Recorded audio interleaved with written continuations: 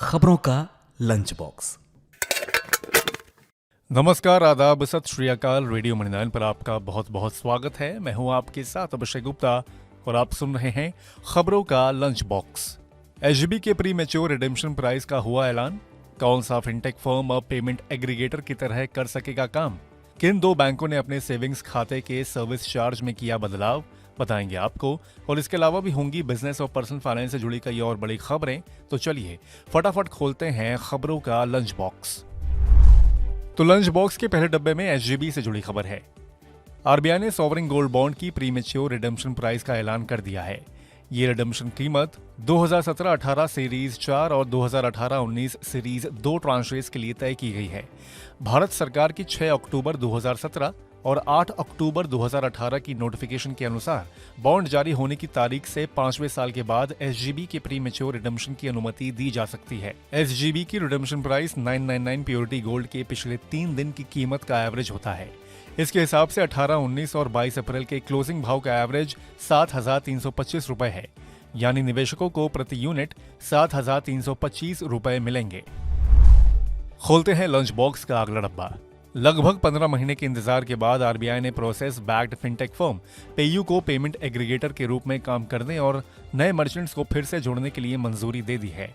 जनवरी 2023 में banking regulator ने complex corporate structure की वजह से पेमेंट एग्रीगेटर के रूप में काम करने के लिए फिनटेक फर्म के आवेदन को वापस कर दिया था।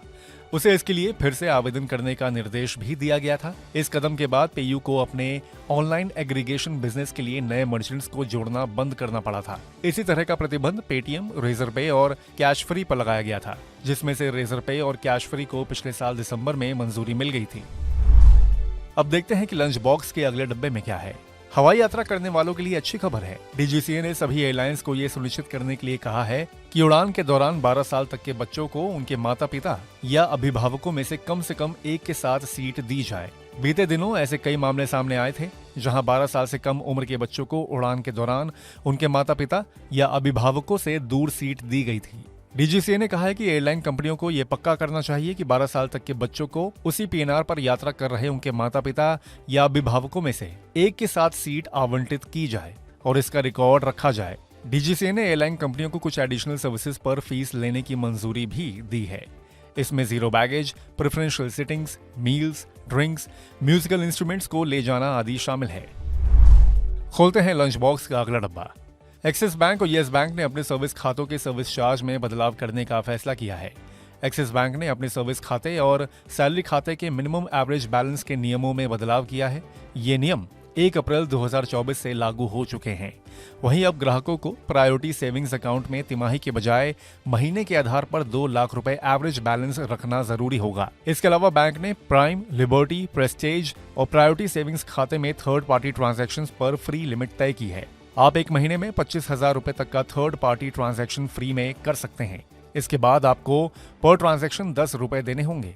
सैलरी खाते में अब 2 महीने तक लगातार सैलरी नहीं आती है तो ऐसी स्थिति में आपको हर महीने 100 रुपए के हिसाब से पेनाल्टी देनी होगी। इसके अलावा एवरेज बैलेंस ना मेंटेन करने पर भी आपको पेनाल्टी देनी होगी। अब लंच बॉक्स के अगले डब्बे में है मसालों से जुड़ी खबर। एमडीएच और एवरेस्ट मसालों के बैन के मामले में भारत ने सिंगापुर और हांगकांग के फूड रेगुलेटर यानी खाद्य नियामक से डिटेल्स मांगी हैं। कॉमर्स मिनिस्ट्री ने सिंगापुर और हांगकांग दोनों में भारतीय दूतावासों को इस मामले पर एक डिटेल्ड रिपोर्ट भेजने का भी निर्देश दिया है। मिनिस्ट्री ने एमडीएच और एवरेस्ट से भी डिटेल्स मांगी है।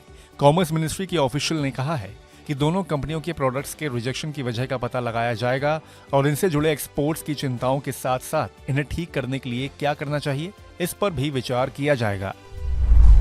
अब देखते हैं कि लंच बॉक्स के अगले डब्बे में क्या है। एप्पल में भारत में मुंबई और दिल्ली में मौजूद दोनों ऑफिशियल स्टोर्स ने कंपनी के दुनिया भर में मौजूद सभी स्टोर्स से सबसे बेहतर प्रदर्शन किया है। रिपोर्ट्स के मुताबिक एप्पल के मुंबई और दिल्ली स्टोर्स ने पिछले फाइनेंशियल ईयर में 119 से 210 करोड़ रुपए का रेवेन्यू दर्ज किया है।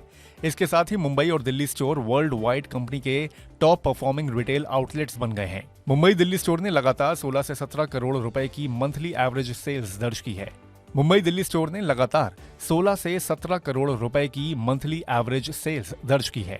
वहीं अपने बड़े साइज की वजह से मुंबई स्टोर का रेवेन्यू दिल्ली स्टोर की तुलना में थोड़ा ज्यादा है। खबर की माने तो अब कंपनी भारत में अपने अगले 3 नए ऑफिशियल स्टोर्स ओपन करने के लिए जगह तलाश रही है। इसमें पुणे, बेंगलुरु और नोएडा NCR शामिल हैं। ये तीनों स्टोर्स बड़े मॉल्स में ओपन किए जाएंगे। तो इसी के साथ बंद करते हैं खबरों के लंच बॉक्स को। उम्मीद है कि इसमें पेश की गई खबरें आपको पसंद आई होंगी। अगर ऐसा है तो हमें कमेंट करके जरूर बताएं। बाकी बिजनेस, पर्सनल फाइनेंस और कॉर्पोरेट जगत से जुड़ी और खबरों के लिए सुनते रहिए रेडियो मनी 9 और डाउनलोड कर लीजिए हमारे मनी 9 ऐप को। मैं हूं और हमेशा आपके साथ रहूंगा अभिषेक गुप्ता। अभी लेता हूं विदा। धन्यवाद। खबरों का लंच बॉक्स।